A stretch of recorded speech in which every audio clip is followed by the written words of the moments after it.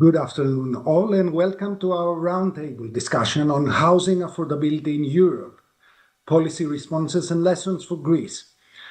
The roundtable discussion is organized by the Hellenic Foundation for European and Foreign Policy in Athens, known as ELIAMEP. Now, the context for our roundtable is the fact that in recent years, in several European cities, house prices and rents have risen significantly and faster than incomes. And of course, that has made access to housing problematic for many households, especially younger households and low-income households. In order to make better sense of what's going on and how we can deal with the problems, we have brought together housing experts from around Europe.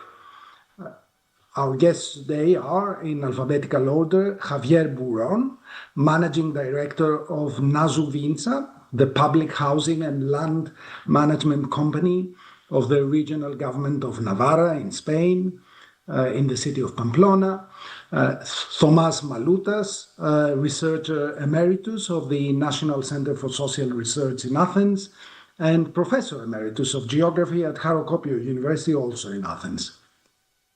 Robert Musil, Director of the Institute for Urban and Regional Research of the Austrian Academy of Sciences in Vienna, and Alice Pittini, Research Director of Housing Europe, which is a European Federation of Public, Cooperative and Social Housing in Brussels.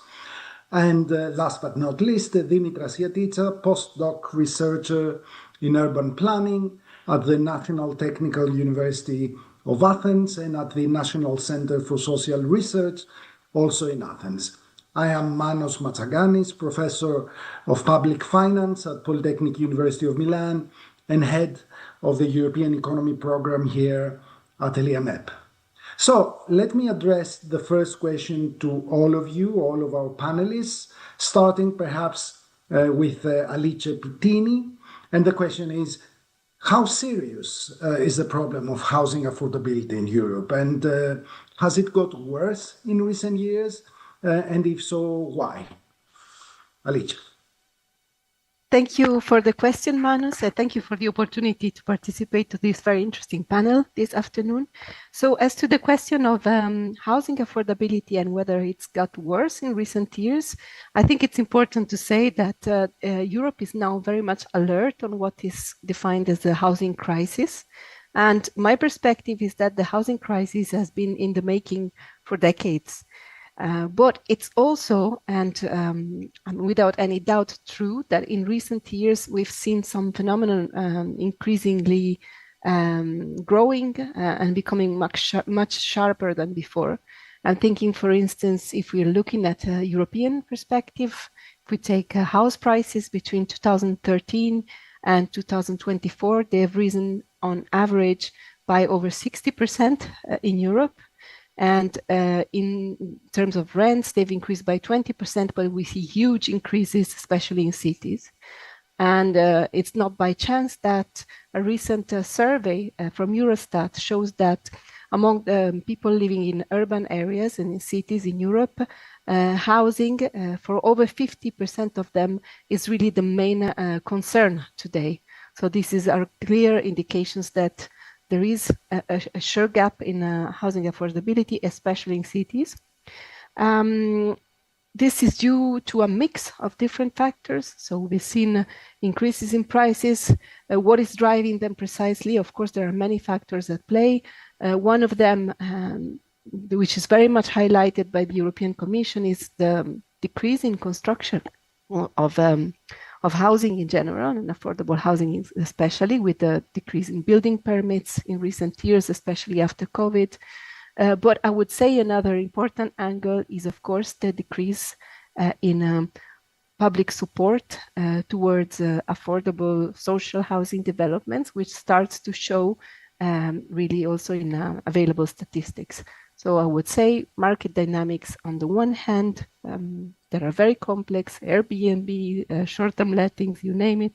But on the other hand, maybe the lack of policy responses should also be highlighted. Thank you. Robert, You live in a European city which is famously less affected by housing unaffordability, or is it? Less about it. First of all, thank you very much for the invitation to this very interesting panel.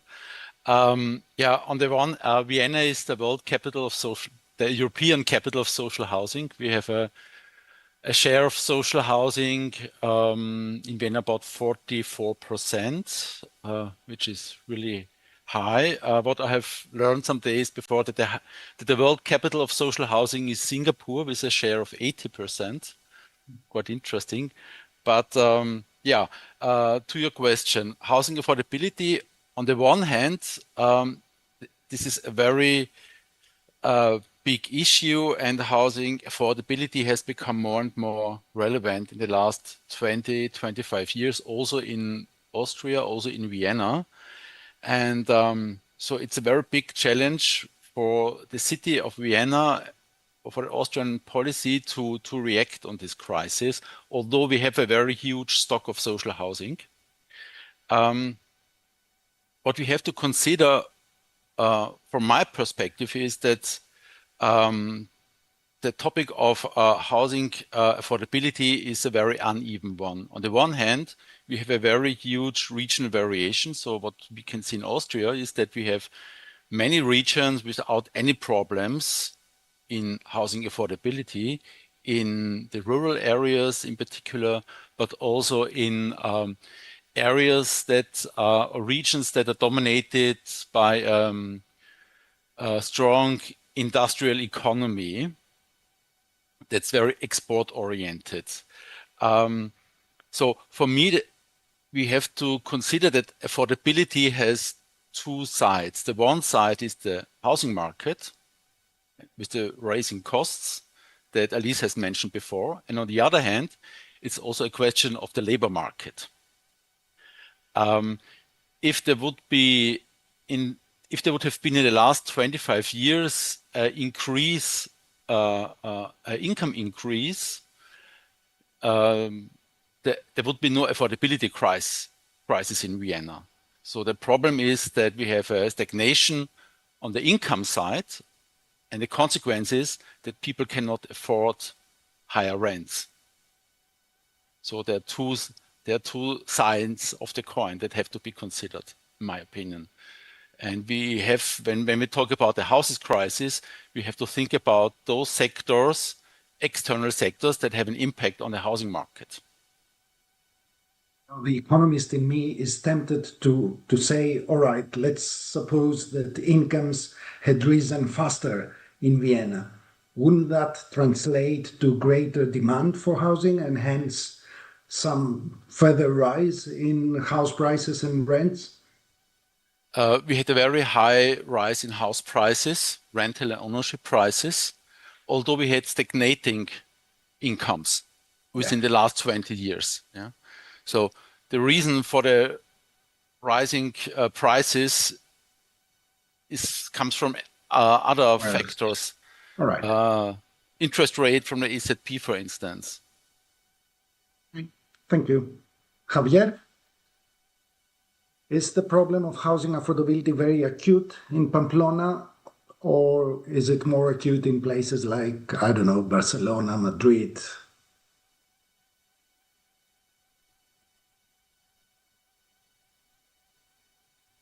So you have to unmute your microphone. I was saying that, first of all, thanks a lot for the invitation. It is a real pleasure to be with you this afternoon. Yes, of course, the problem it has different levels of toughness depending on the metropolitan areas or the cities that you address to. And of course, the islands in Spain are the ground zero of severe problems, mainly because of its dependence on the pattern of tourism, real estate, and events. We say sometimes that there is no plan B in terms of economic performance. They are extremely dependent. So over there, they have the most important problems, to a point which in Spain is quite new, historically speaking, that even key workers are unable to live in the islands because the wages are not able to meet the standards of the rental market. Then we have Barcelona and Madrid, which is second tier in terms of problems, and with two very different models of policy. We will go back to that later on. And then you have like a group of cities smaller than Barcelona and Madrid, but probably with wages that are a little bit lower, but and prices that are a little bit less stress. But nevertheless, the comparison between those wages and those rental prices and mortgage prices are tough nevertheless. In general terms, I would like to say that we don't have a problem of scarcity of housing units because we have around 560 units per 1,000 inhabitants, which is the upper part of the chart in the OCDE and in the European Union. So the problem is not having enough units. The problem is using those units mainly to the short-term rental market and other uses that are very with rapid rotation and high speculation. This is the general portrait. Navarra and Pamplona, they have some specific traits due to several different things, but in general terms, I would underline two factors. Prices are below the national average in the three markets in purchase of new units, purchase of already used or existing units, and in the rental market. Whereas the GDP and the family income is one of the highest in the country. So prices are tough, but are below the national average when the indicators of income and wealth of the families are one of the highest of the whole country. And the other thing is that around 50% of the rental population, it is being covered right now by the public sector in one or another way, which means that either through public rental, private companies being subsidized by the regional administration, or allowances, either with stones or subsidies, we are able to cover half of the rental population. So I would say that the situation in Spain, in general terms, is extremely problematic. And in my region, it is complicated, but a little bit less problematic than the average. We want to know more about the policies that your organization has helped put into practice, but that's the next question. I will now give the floor to Dimitra to ask how acute the problem of housing affordability is in Athens and presumably also in the islands. What Javier told us about the Spanish islands is very familiar to somebody from Greece because we've had similar problems there. Dimitra? Yeah. Well, good evening and thank you for organizing this panel. Well, yes, in similar ways, as it has been already said, in Greece, we are discussing about a housing crisis and about housing affordability.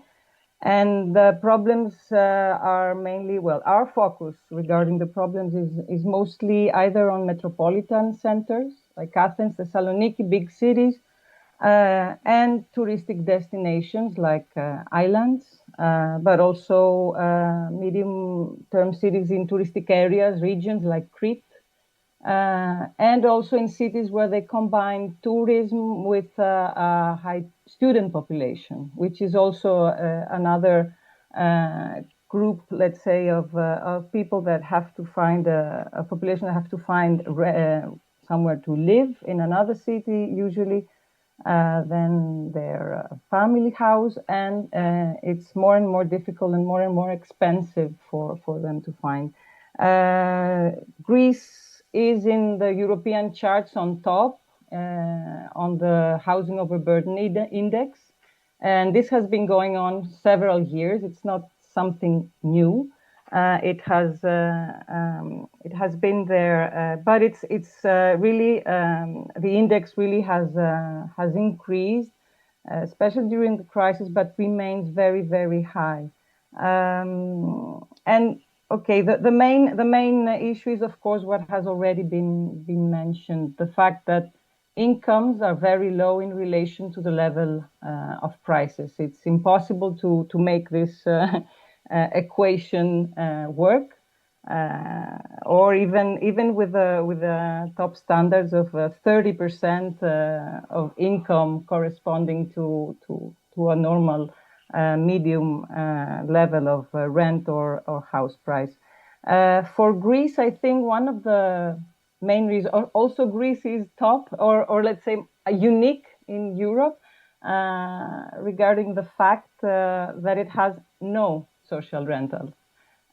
So we have here Vienna, which is the superstar, but Greece has 0% in statistics of public rental housing or social rental housing. And this is a big issue that we have to address, and we will discuss this later.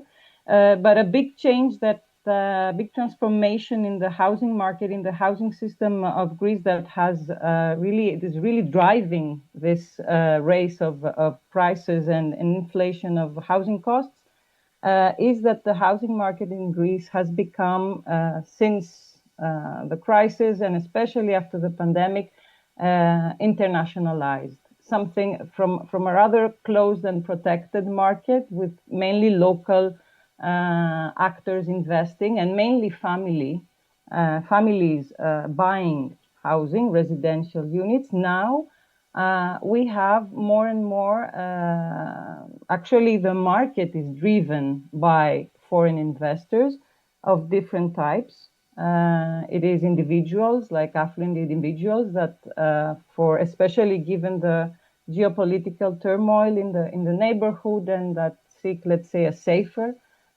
investment environment.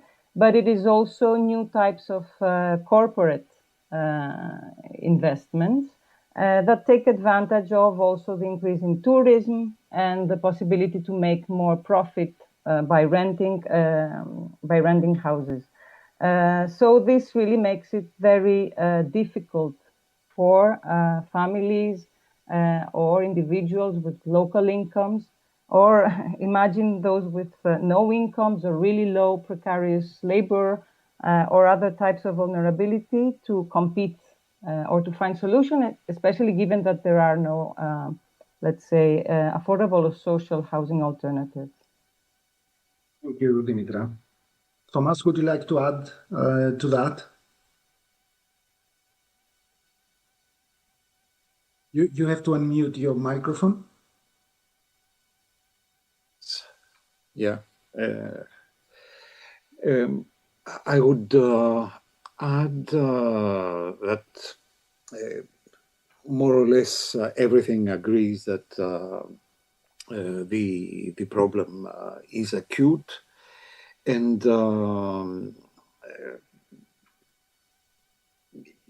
you have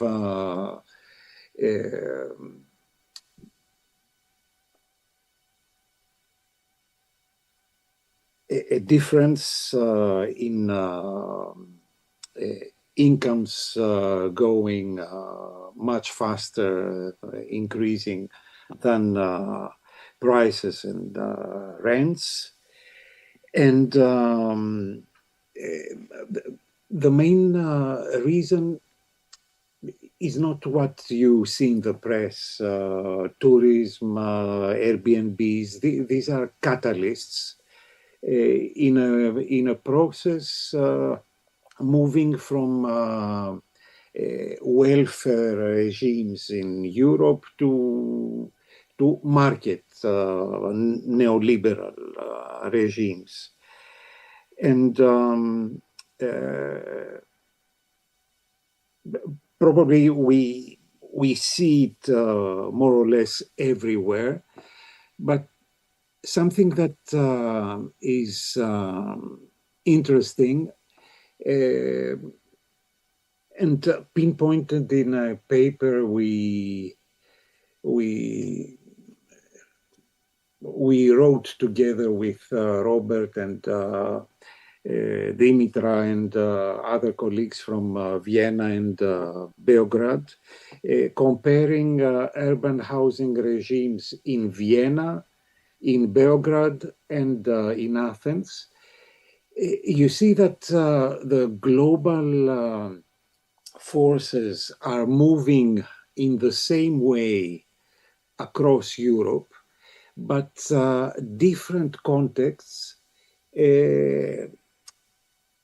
respond in a different way and in terms of policies and structures.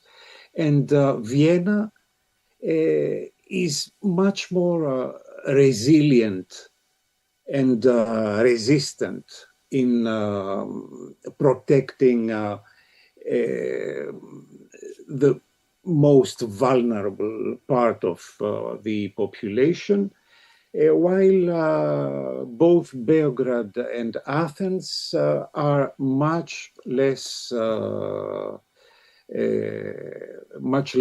protective for the populations, more or less. This internationalization of the Greek housing market, has it led to increases in housing supply? I mean, these international investors, do they create new housing or do they buy existing housing stock? They create, there is a new building, building boom, you could say, but this building boom is not addressed to the needs of the local population, and especially for those who need affordable housing. You see a huge increase of luxurious housing. By international consumers or by Greece-based ones? Both. Both. But you see that the new housing units are not addressed to housing needs in terms of use value, but as investment projects. In terms of rising tourism, in terms of a demand for housing and accommodation, you invest in something that can make money and quickly make money. Thank you. Robert, you want to add something to that? Yeah, I would like to add something to what Thomas has said. It's the same development that we had in Vienna. We had a housing construction boom until 2020, I would say, with a peak of 17,000 new apartments in Vienna per year, which is very high. Now we have about 7,000, less than 50%. And the outcome of this housing boom was a production of very expensive apartments that have been sold on the ownership market. And we have an increasing gap or a mismatch on the housing market between the demand for housing on the one hand and the new construction dynamic. So the construction was focusing on the demand for investment. That was the problem we had in Vienna. So 20 years ago or 30 years ago, the new construction was dominated by social housing, low profit housing associations. They made about 60 to 70% of the new construction dynamic. In the last years, they made just 30 to 35% of the new construction dynamic. So there was a very strong market pressure that pushed the social housing actors out of the market, and the new production was dominated by private investors. So very similar developments like in Athens. I play the devil's advocate and press both of you on this point. So I understand that if the new housing built is addressed to foreign buyers rather than people who live in the city, or if it is bought as second homes or investment homes rather than as main residence, then fine. It does nothing. Luxury home building does nothing to alleviate the pressures on prices and rents. Nevertheless, if some part of the new luxury homes are bought by residents, well-off residents, obviously, who vacate the previous residence, then an economist would tell you that this will have knock-on effects. People will move up the housing ladder, and eventually it will drip downwards to low-income residents. Do you see any of this happening, or not at all? Okay. This was an idea from the 1930s that if you build better homes and the wealthiest go to them, then the others one will trickle down and will cover the needs of. So you have to build homes for the wealthiest, and then you have vacant homes for the rest. But since the 30s, we haven't seen this happening. It's more complex than that, unfortunately. Dimitra, you want to say something? You have to unmute your... Yes, I wanted to pop in just to say that actually the data we have from the real estate, since there is no official data monitoring or public actor doing that, is that 50% of transactions, 60% in Athens are bought by foreigners.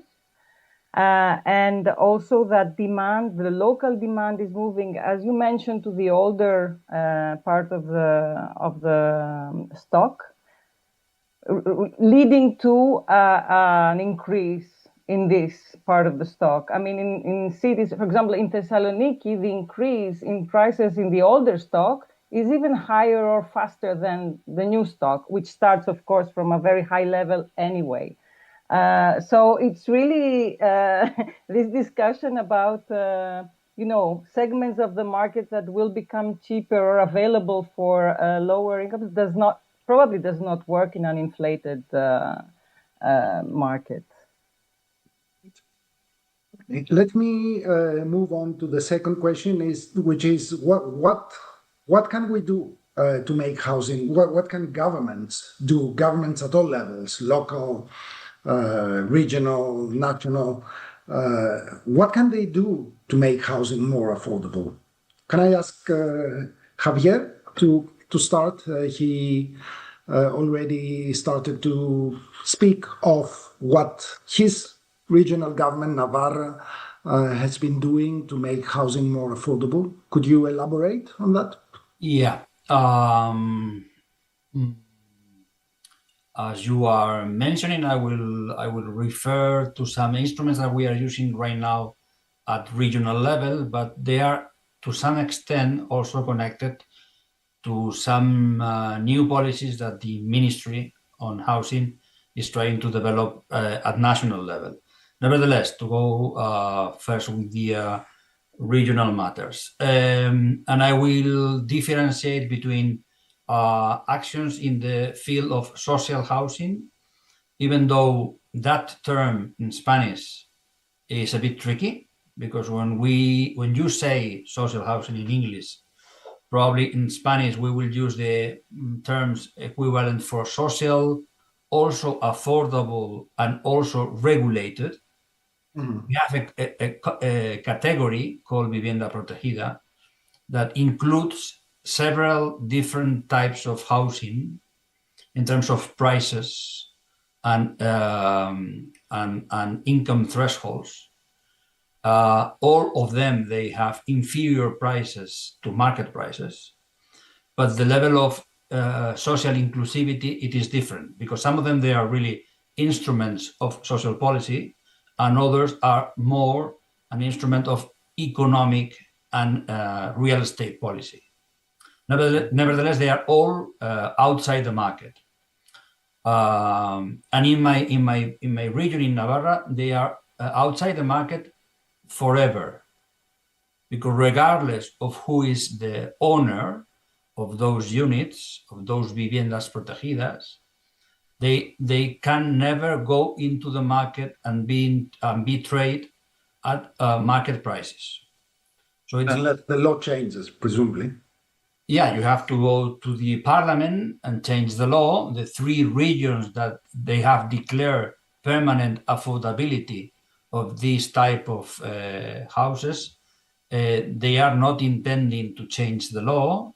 Nevertheless, the law has a really high support among public, among the general public and the citizenship in general terms, including people who are living in this type of housing, and because of the fact that they were previous to the new law, their units, they will go into the market.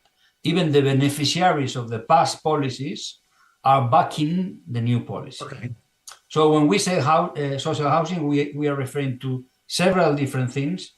Nevertheless, in which ways do we obtain these units? First of all, we have a public company, a publicly owned company, Nasubinsa, my company, and we are a public developer. We produce, we build, we purchase, and we mobilize already existing stock, and we convert those units into public housing stock.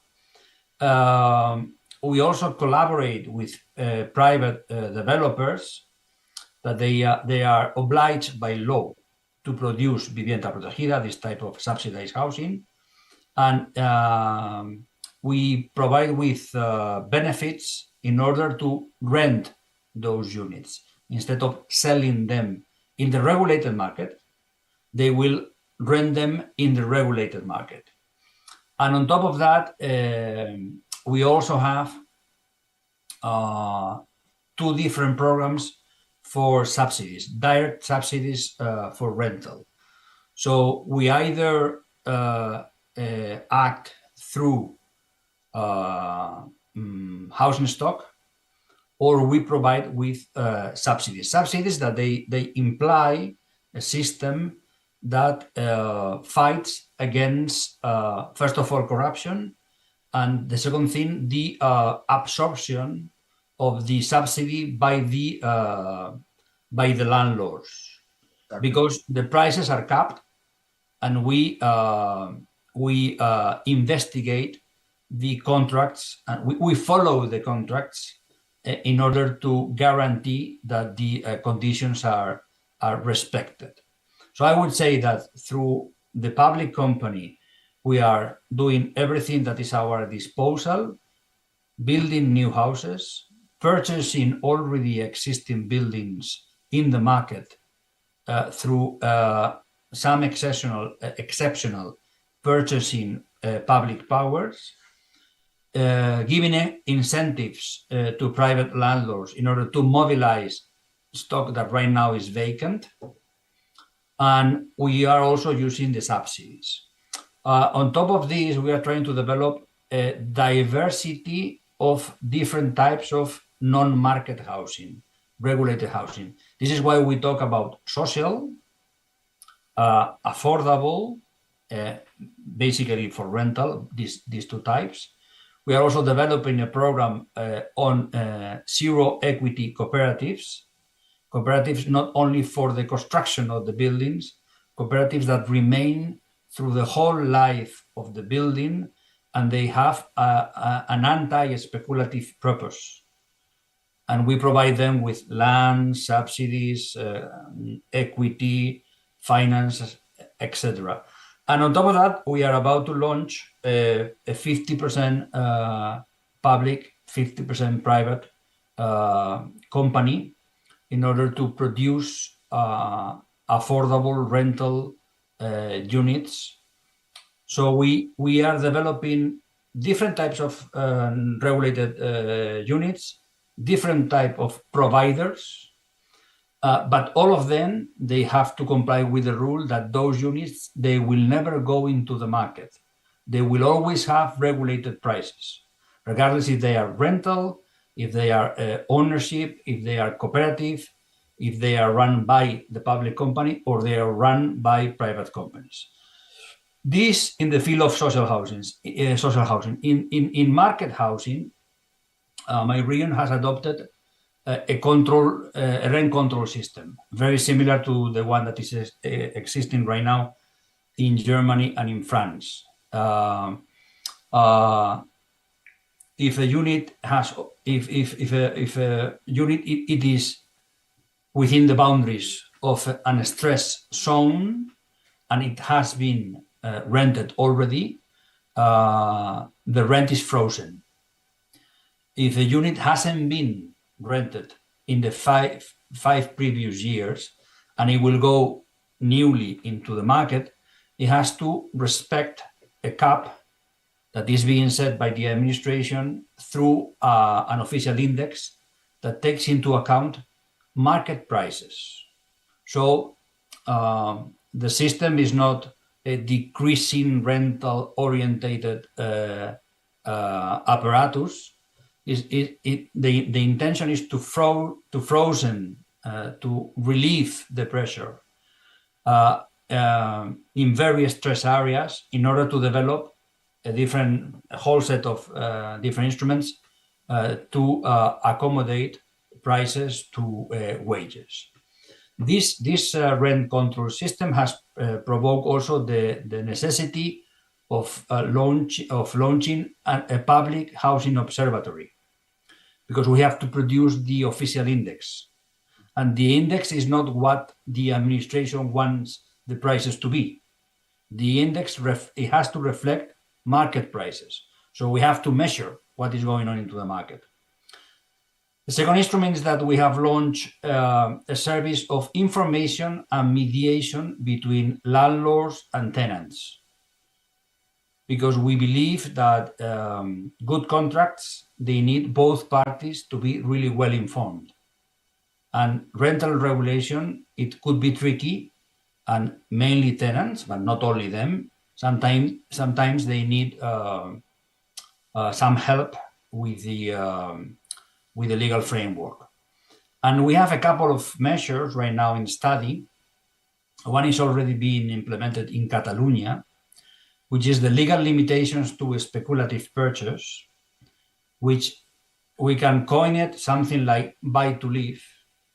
You can buy housing if you are going to, it is going to be your domicile, if you are going to reside over there, or you rent it in the regulated market. So someone is going to live permanently over there at a regulated price.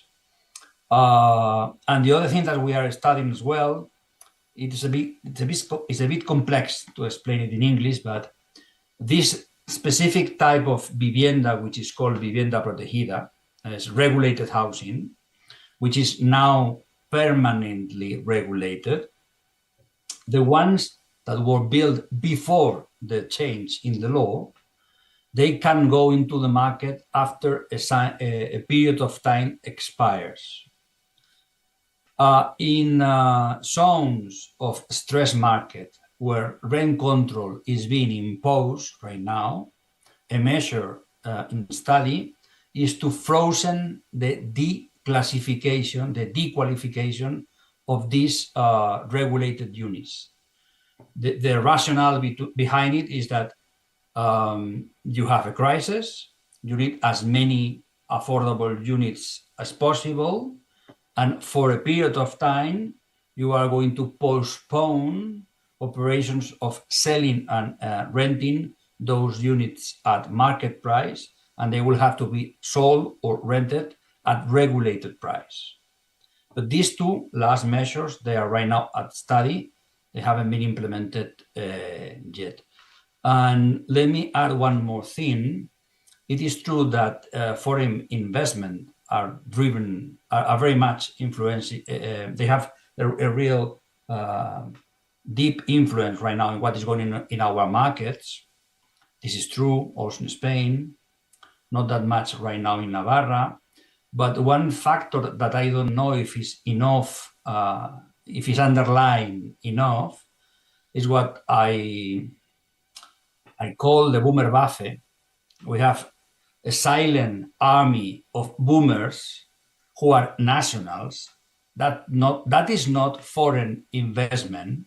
That is national investment that is being driven to real estate because it is an extremely profitable business, and because there is this short-term rotation that provides with increasing benefits in a rather secure market. So when we say foreign investment are ruining our markets, which in a way is true, we also have to add to that analysis that a major factor distorting our markets is the wealth of our own families, national families, who are also distorting the situation.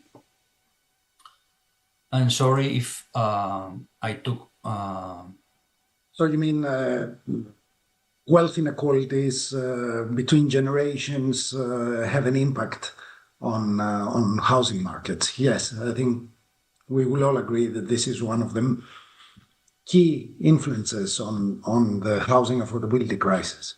For example, 56% of the purchase right now in Spain, they are being done without a mortgage.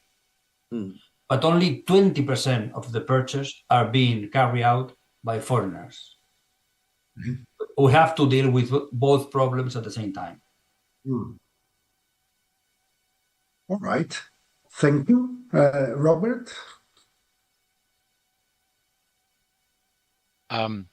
Okay, what I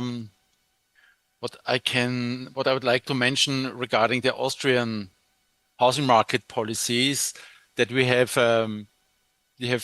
different scales in Austria because Austria is organized as a federal state, and what's very important is that we have on the national scale a very broad consensus that social housing policy is a very important pillar of the welfare state, the welfare system.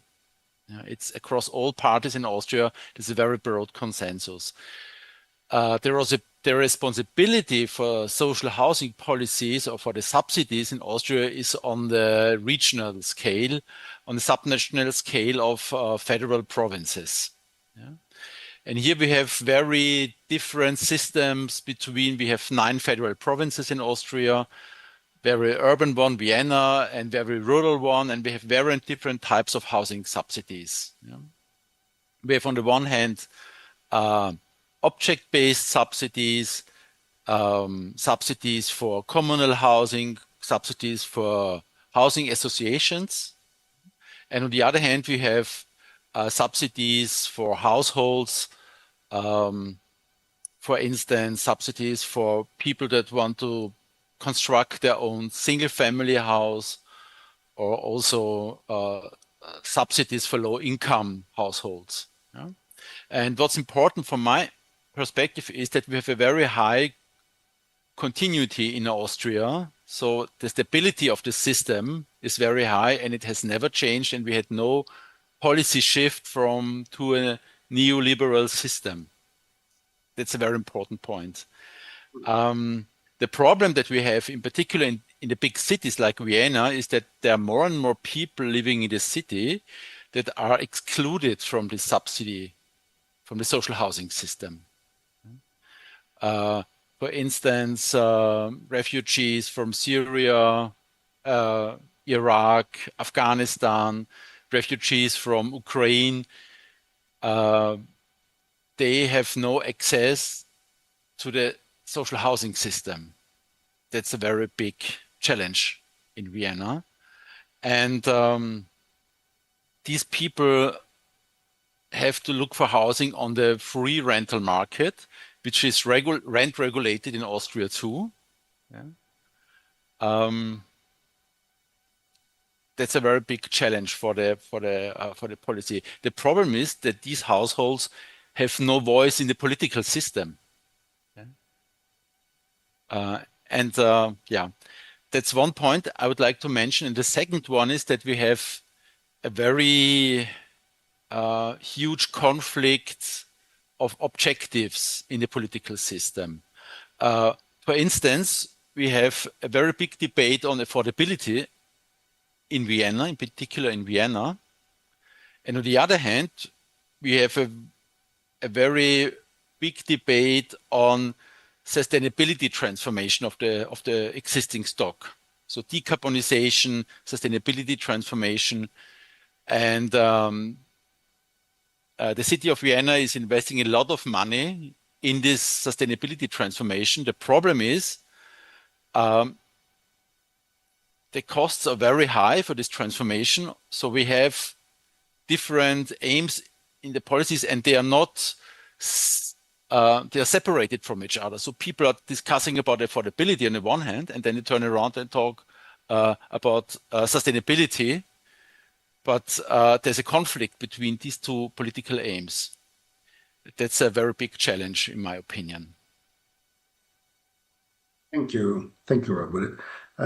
Before I give the floor to Alicia, I would like to ask our Greek guests to tell us a bit about policy responses to the affordability crisis in Greece. Dimitra, would you like to start? Well, yes. I mentioned it before, Greece does not have any type of social housing sector. To start it with, which also means that it doesn't have a broad, let's say, framework, policy, institutional framework, or administrative bodies responsible for that.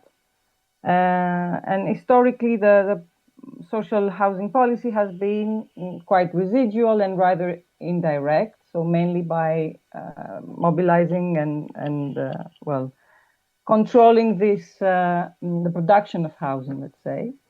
The last years, however, we must acknowledge that it's back on the agenda. We have been discussing a lot, and the public debate has been discussing a lot the issue of housing, the problem of housing affordability. And since the last 3 years, we have also seen a quite significant, let's say, policy package,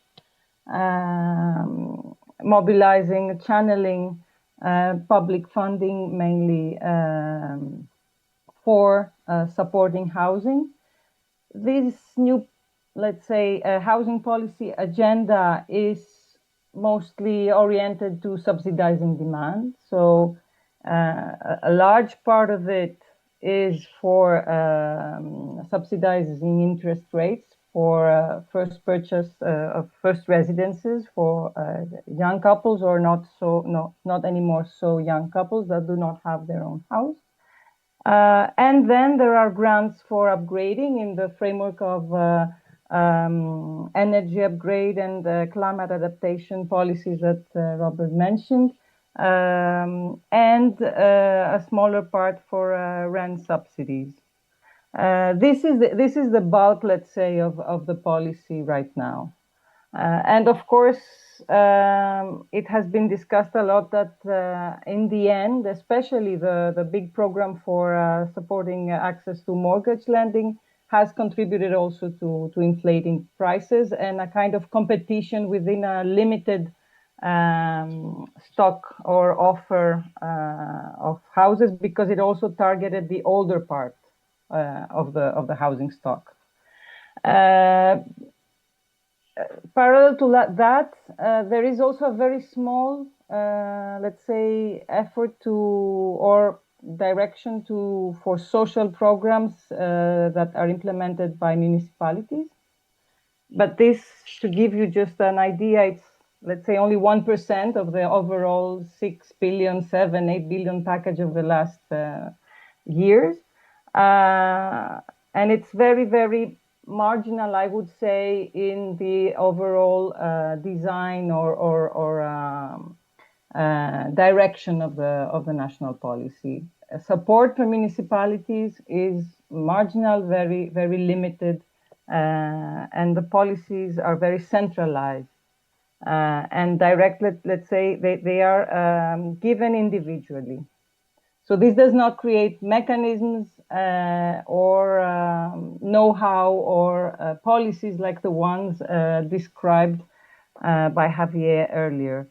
And just to complement the picture, there is also a discussion and an effort to develop some new types of public-private partnerships to construct new affordable housing in public land.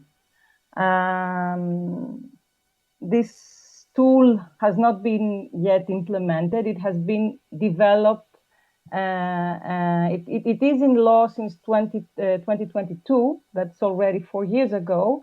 It's been amended this September 25, but it still lacks a lot of specifications.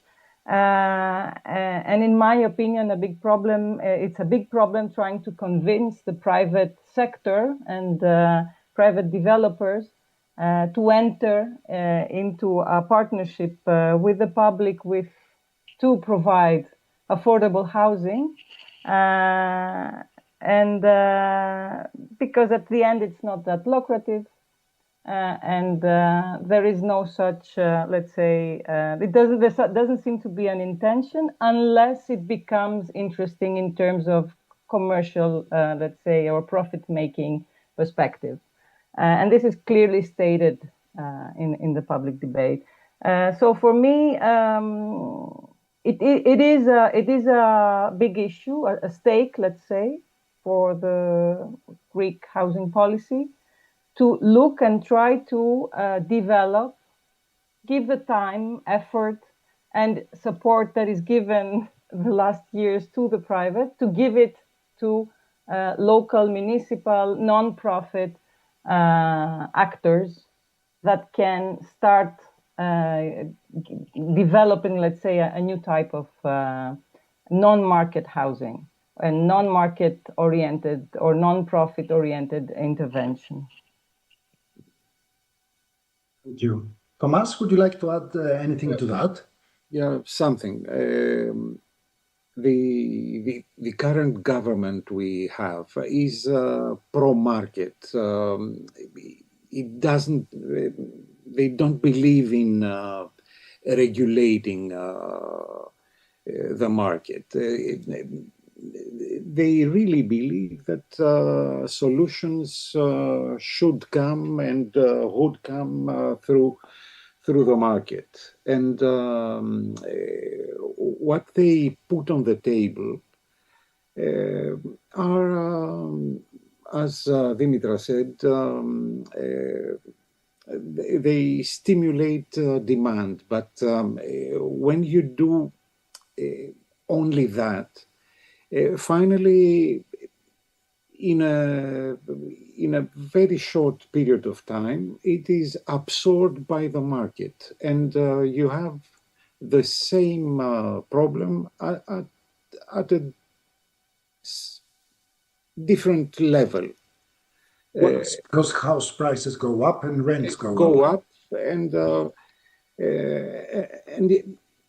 you subsidize buying a stock of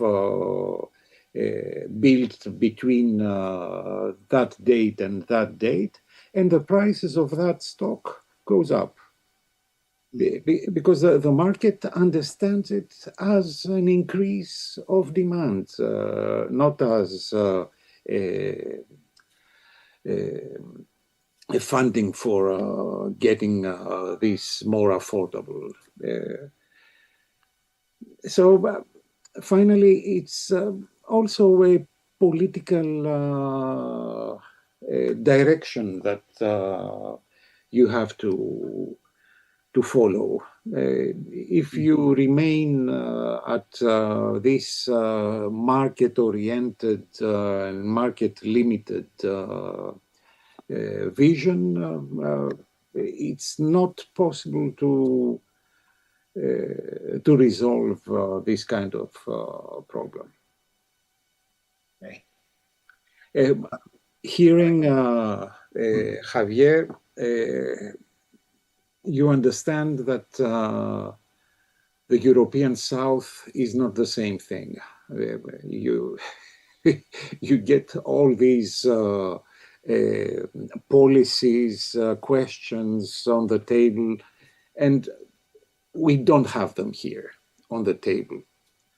Maybe some of us have them in our minds, but they're not on the agenda. And we are envious of that. Right. May I ask Alice? She's not only the research director of Housing Europe, but she also coordinates the European Social Housing Observatory. So she has a good overview of housing policies undertaken by governments at all levels across the European Union. So, in your opinion, is there anything that works better? This or that policy that you think has made more of a positive impact in terms of making housing more affordable? So thanks a lot for the question. And it's actually a question that it's very hard to reply from a European perspective, because I think the different types of solutions, what we see is that they can work in a given context, but they're not necessarily easily transferable to another context. But just to link a bit back with what was said also by the previous speakers, so they mentioned very different types of policy areas, and in line with this kind of reasoning. So we worked on different projects, the first one being with UN Habitat and UNECE. In 2020, we published a big piece of research with leading academics, but also involving government representatives, stakeholders, and you name it. And we came up with a sort of a toolkit for housing policies that covers different areas. So governance, financing, land, and sustainability. And I think we really like this approach, trying to see what basically politicians can do in different areas and combining the different elements. Also because it very much differs according to which kind of level of administration you're looking at. And also it varies a lot across Europe. We know that in many countries, including Italy, where I'm from, but also Javier from Spain, Austria, a lot of the policies are done at the regional level, while other countries are more centralized. So it's a difficult question, but maybe to stick to the examples that we know best. We have one of the best in class here today, speaking from Vienna. I think it's always looked at as one of the greatest, most interesting examples from the perspective of social and affordable housing policies. It was mentioned before. It also comes from a long-term consistency from a political point of view, with the idea of keeping basically subsidizing not only the demand side, but also supply. And this is really, in most of European countries since the 80s, basically, it's not what happened. So for instance, we've seen in countries like the UK, a big shift from an approach towards having more social housing, then the idea being, we'll just let the market do his job, and then governments ending up subsidizing the demand side for those who couldn't basically afford things on the market. I think now this is again all being put into questions, and we see a resurgence of interest in, for instance, establishing affordable housing schemes also from countries from Southern Europe, but also from Central and Eastern Europe, where basically they've been completely absent. Politics has been completely absent from the housing sphere for the past 20 years, and now they're starting again a number of initiatives. We see Slovakia setting up an affordable housing fund, Czechia trying to set up new affordable housing with a cooperation from the central level to the municipalities. And all these new examples, they look at existing and well-established practices. And of course, there's Austria, but it's not the only one. What Robert was mentioning before about the social housing sector building more or less 1/3 of all the homes that are built on the overall housing market every year. It's also similar to what we see, for instance, in the Netherlands, in France, a bit less so in Denmark recently, but also an excellent case. And we see there are countries in Europe that basically have never abandoned this tradition of having a large share of social and affordable housing, which can accommodate indeed accordingly a large share of the population. And what's interesting about these examples is that they have dedicated providers that tend to be highly regulated, but at the same time, they are sort of independent from the changes in the political system, and especially over time, the fact of having well-established providers with a good quality and large sector, it also means that financing this type of schemes over the long term becomes less expensive for the public purse. So I think it's still worth today looking at those long-standing examples like Austria, but also like the Netherlands, like Denmark, and understanding how this combination of regulation and governance, but also with financing and also a strong, active role from the associations themselves can help. Maybe one point that was not so strongly mentioned yet, but Dimitar already spoke about it a bit in the context of the Greek case. I think it's also interesting to think about what countries, but especially local authorities, can do by using land policies and zoning, for instance, to support the establishment of affordable and social housing. And in this sense, it's also very interesting to reflect about basically the value of programs that tend to eventually give away public land to private developers. I think in this case, it's really the devil is in detail. And we see that many countries choose instead, like for instance, Finland, the Netherlands, some cases in Belgium and France, they tend to keep the land in public property and maybe leases instead, so as to guarantee over the long term, the possibility to have an active role for the local authorities, and also this idea of having perpetual affordability instead of just for a limited time. Thank you. Well, since you are based in Brussels, could you tell us a bit what you think of whether the new Bauhaus, the European Union's new Bauhaus program, and funding under Next Generation EU, the Recovery and Resilience Fund, have made any difference to encouraging more social housing in Europe? Well, I think the very fact that these programs exist and these lines of funding are available in the Recovery and Resilience Fund signify a return into fashion of social housing. Social housing had fallen out of fashion sometime in the 1980s, perhaps.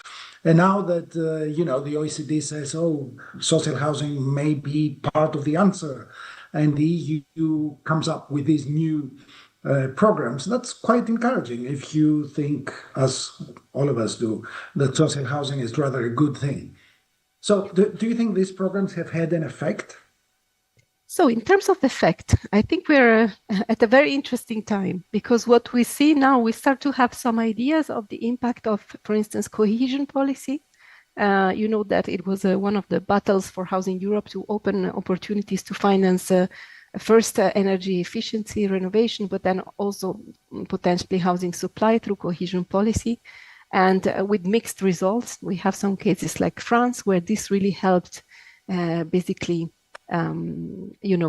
leveraging additional support and additional investment, and it was a very positive experience. In other countries, it's been marginal. The same can be said about Next Generation EU funding.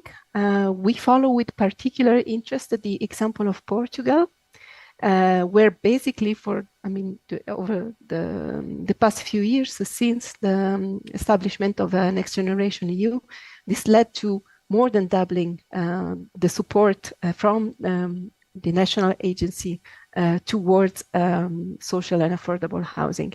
So, of course, all these programs have their pros and cons. They tend to be extremely bureaucratic. Sometimes they don't work well with the local rules for the local administrations, but they're overall, as you said before, a very good sign. But besides the funding, I think, which of course, funding exists today, but we will see what happens with the next MFF, with a very critical time for Europe, where maybe defense spending will tend to take over many other areas. So, this is a very open situation. But overall, what is new is also the EU stepping in with, let's say, more policy direction with the new European Affordable Housing Plan. And already before, as you mentioned, with the new European Bauhaus, although it's not a binding, let's say, a legally binding initiative. So the effects are more in terms of, soft policy, exchange of good practices and so on. But the new plan, again, presents an interesting framework, and one that, from our perspective, to keep it very short, presents opportunities and risks at the same time.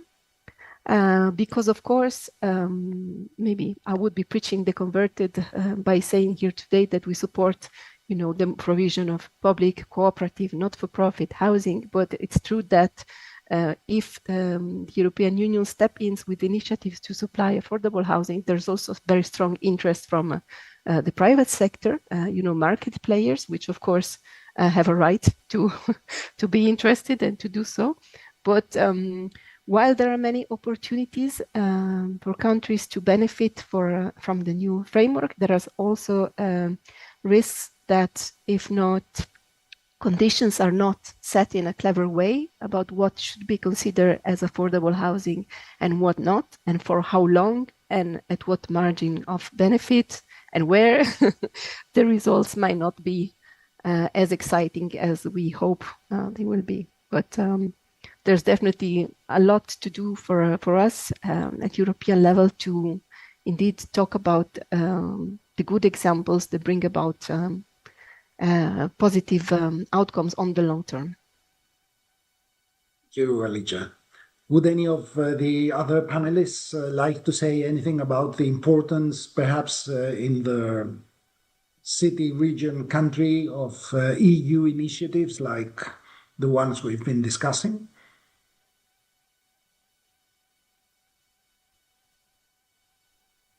Well, if I may, Please. I would like to share with you that right now in Spain, the debate is extremely orientated towards supply,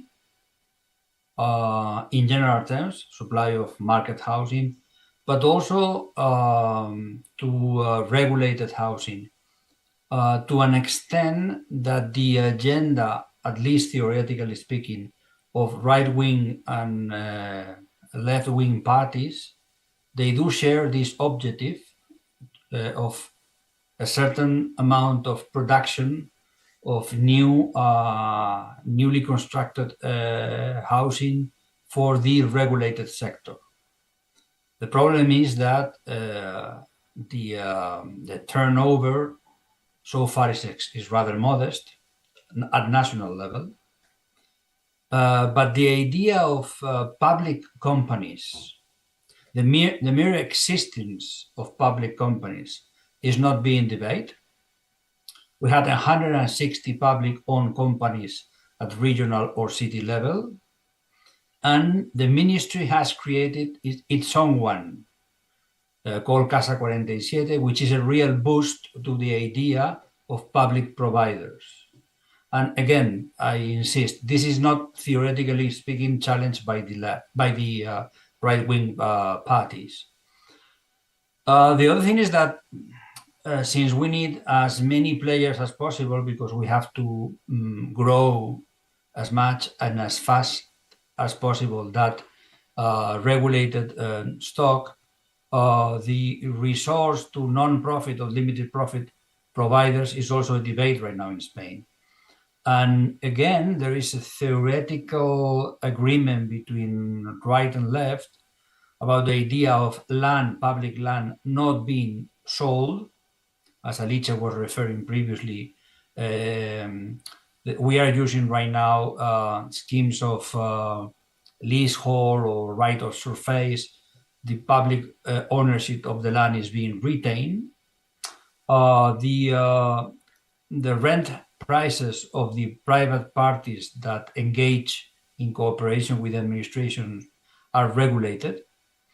And I would say that in general terms, they are quite affordable. There are some bad examples in some regions. Remember that Spain is a federal country as well as Austria. But in general terms, those are regulated and capped prices. After the period of the leasehold expires, the units, they will be public. So it's a way to preserve land and also to obtain in the future stock. And this is the dividing point between left and right regions. In places like Madrid, 100% of the dividend is being cast by the private investors. And in places like Catalonia, the Basque Country, or Navarra, there is a share risk and investment and benefits between the private and the private developers. We co-invest, we co-risk, we co-get benefits if they will come. So some of these debates that are being developed right now at European level, what is really affordable, what is really symbiotic and non-parasitic public-private cooperation, how do we make more robust public companies, but at the same time we develop housing associations in a Spanish way. Some of those European debates, they are being right now developed in Spain, and in some regions, they are not only debates, they are new public programs and new lines of businesses in the case of public-private cooperation. All obviously improvable and all not being enough for the size of the demand and the dimension of the problem. But nevertheless, that we have a nano system information, let's put it that way. What about Greece? We've just heard that Portugal made good use of EU funding in order to boost the supply of social housing. Have we seen anything of the sort in Greece? And if not, why not? If I can start. Well, in Greece, if we focus on the funds of the RRF, they have not been used for social housing. Well, the part that had to do with it was mostly focused on energy upgrades. So the agenda on sustainability, climate adaptation, and only a very small pilot project was funded through through 1.5 million in a bucket of 36 billions. So to understand, so really a small project that was piloted by Municipality of Thessaloniki and Municipality of Athens to try to develop, let's say, a mechanism of social rental service So mobilizing, identifying and mobilizing vacant properties in the existing housing stock, undertaking the repairs and upgrades, and then renting them with social rents. This is a policy. Well, it's quite well. I don't know if it's common, but it's very well known in Central Europe. It is part of the vast array of policy tools that Javier just mentioned. It's been going on in Barcelona several years. Here now in Navarra as well. And it is, let's say, one of the best practices. So developing social rental agencies that can mobilize the existing stock. So, okay, we have this good experience. Actually, the two programs, the two pilots had quite different logics, and they're now being evaluated, assessed. And there is, let's say, a goodwill from municipalities to try to work and advance and mainstream, in a sense, based on the learnings of these pilots. Let's say the model that was developed in Thessaloniki. So trying to work on partnerships with so prioritize and target properties that belong to public, municipal, or public benefit bodies. However, and this is a big problem that there is in the Greek context, and I mentioned it before, is that although there is all this, quite, as Alicia mentioned, this debate and these new funding opportunities at European level, these, of course, remain managed very centrally. So it depends, the national policy, the direction of national policy is key to that. Greece is, compared to the other two countries we've been discussing here, does not have a federal system. It is very centralized.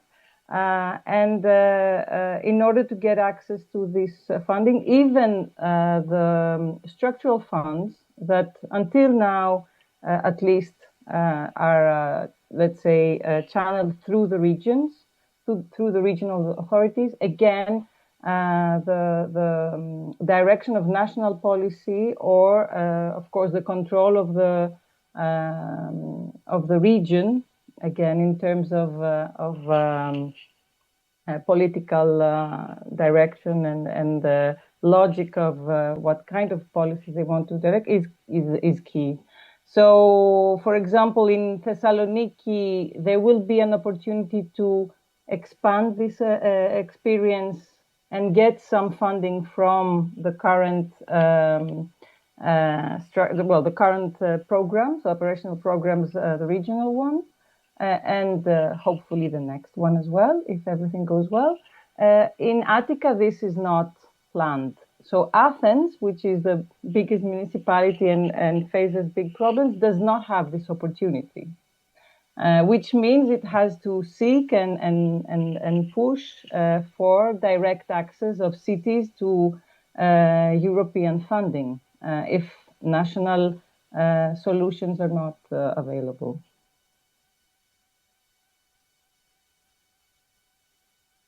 I would add a small detail on the upgrading of the housing stock funded by EU resources. We mapped for Athens where in Athens have been absorbed these funds, and it was mainly in middle and upper middle class communities, municipalities that you have them more concentrated. The strongholds, the bourgeois strongholds, were excluded due to the high incomes that were not funded by this. But On the other hand, you have the lower middle and lower income areas of the city, also excluded due to the fact that you had to participate in your own upgrading funding. So this funding was directed to middle and upper middle class neighborhoods and households. Thank you so much. All right, we've got about 6-7 minutes left, so I would like to ask Robert, Javier, and Alice the last question, which is, even though Alice is right, obviously, that housing policy, I would argue all public policy being context specific, nevertheless, is there a housing policy mix that, in your opinion, works best, and perhaps governments in other countries, for instance, Greece, might imitate to ease housing affordability pressures? Would Alice like to start, since she made this point in the first place? I think I mentioned already some of the examples with the strongest not-for-profit social affordable housing sector in Europe. So not-for-profit housing associations in Denmark, the housing corporations in the Netherlands, Austria, of course, was mentioned already. Maybe something different. You mentioned the mix, which is it's a key point. And I think from this point of view, it's particularly interesting to keep an eye on those realities, like, for instance, what Javier described about Navarra, but also, for instance, the case of Barcelona. The city has been extremely active in housing policy in recent years. Javier can testify to that as well. And indeed, trying to combine different initiatives, for example, a strong role of direct public delivery, but also, clever ways of cooperating with the private sector, regulation. So, of course, trying basically all the tools in the box, and then one has also to take. Start with the knowledge and the assumption that to really see changes in results when it comes to housing policy, it's probably something that you start seeing on the long term. In this sense, one last point, I think very important to also support bottom-up initiatives.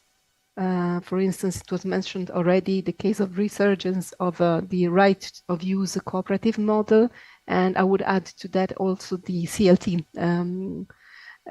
community land trust model, which is the idea basically that you group people together to build something that they will either own or rent, but basically the ownership of the land remains in a communal trust, which is in charge of making sure that housing remains affordable over the long term. I will stop here. Javier? To begin with, I don't feel in a position to give advice to anyone. We will give advice to all of us. No. We have enough with our own problems. We are fighting really tough, and we are under many difficulties. So what we can do is share our path, share especially our own mistakes, in order to commit new mistakes, but not the same ones. And let me start with the thing that could sound a bit philosophical, but it is not. There is not such a thing as a non-regulated housing market. Mm-hmm. Deregulation is a type of regulation. And it is perfectly fine from a democratic point of view if it is being backed by the electorate. But let's be clear, affordability, it doesn't rain down from the clouds. You have to produce it. And to produce affordability, as we have mentioned several times over the last hour and a half, it has to do with diversity in terms of regulated housing units, diversity of providers, public, non-profit, limited profit providers. And if you are able to produce enough stock and to preserve it from market logics, let me say that there are three effects that obviously they are much more clear in the case of Vienna, for example, than in emerging systems like the Basque or the situation in Navarra or Barcelona. But there are three effects that are absolutely crystal clear. First of all, with the regulated affordable stock that you have, you are providing cost-orientated housing to part of the population. The second thing is that if you are systemically relevant, you are influencing also market prices. At least in the, let's put it this way, the average housing market, not the luxurious, not the very extreme, the normal average housing market, it is being influenced if there is a great flux of regulated stock. And the third thing, and it could sound a bit paradoxical, is that private investment, it reduces public expenditure by two different ways. First of all, the socio-sanitary expenditure, it goes down. When you improve the living conditions of the people, the social services and universal health care are cheaper. And the second thing is that non-market housing stocks, they produce revenue. The fact that they don't have market prices, it doesn't mean that you don't get out benefits from the rental and the regulated purchase market. So these three effects, if we want to fight also in the field of economic ideas, we have to stress it as much as possible, because economically, it also makes sense. The problem is that it's extremely difficult to emerge, to create a system that it doesn't exist. But nevertheless, let's put it this way. Intelligent regulation, it could really work well for everybody, including some market forces. And let me finish with a couple of examples of interesting things that are right now under development in Spain. But for me, they are quite a novelty, and they could be of some interest for the rest of the continent. The first thing will be that the public state housing plan, which is still our biggest financial tool in terms of non-market housing, has compromised recently not to allocate funds unless that the regional authorities, they guarantee permanent affordability. This is a major step. Federal funding will be at disposal only if you compromise with non-permanent market housing. Very, very relevant in political terms, but also in operational terms. The second thing is that the state government and also the Basque government, they are developing equity tools, which is extremely important, again, because we already have, to some extent, public land, subsidies and financing, and the thing that is missing is real core or infrastructural equity, capital. And we are beginning to develop a public equity market wanting to merge with certain specific types of private equity. And the third thing that I would like to share with you in terms of new programs that are really disruptive is a program that is being developed right now in Catalonia, very clever, which is the following. if an individual search for a house, for a unit, a market unit, and is under a threshold in terms of price, is below a cap, and the potential purchaser is under 35 years old, the 20% of the loan to value, it will be given by the administration in a mix between subsidies and finance through a public regional bank. The interesting thing is that in exchange, the quid pro quo, it is the following. The buyer of that unit has to accept the permanent qualification. So the sometimes denostated public subsidies for purchase, in this case, they turn into subsidies for purchase of permanent converted units from the market to the regulated sector. And they are doing well with this program. Oh, interesting. That will be it. Thank you. Robert, you are the last to tell us what we in Greece should do and how can we learn from the things that you have been telling us. My recommendation is a very simple one. If politics want affordable housing, they have to construct it. Yeah? And this has a very important implication because it has a long-term perspective, no matter if it's housing construction by municipalities, communal housing, or if it's done by housing association. That's not the point. But you need this long-term perspective in the social housing segment, and the main aim should be to dry up the market, to decommodify the housing market, and to bring investments from the housing market. This is what has happened in all countries across Europe. Housing became a profit machine in the last 25 years. But what we need in Europe is not to invest the private money into the housing market, but into new companies, new technologies. I think this is that's an important point. Keep the private money away from housing. Dry out the market. Thank you. You're welcome. All right.